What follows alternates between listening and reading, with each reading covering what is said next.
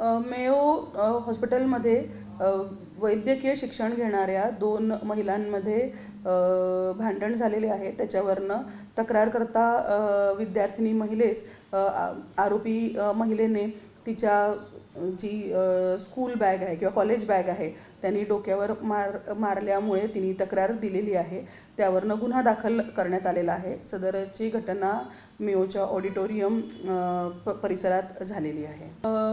ज्या दोन्ही वैद्यकीय शिक्षण घेणाऱ्या महिला आहेत त्यांचे बरेच दिवसांपासून किरकोळ कारणांवरनं थोडेसे भांडणं वादविवाद चालूच होते।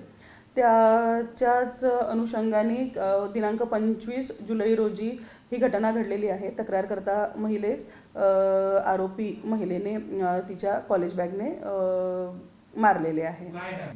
त्याच्यामध्ये BNSS कलम 118 प्रमाणे 118(1) प्रमाणे गुन्हा दाखल करण्यात आलेला आहे।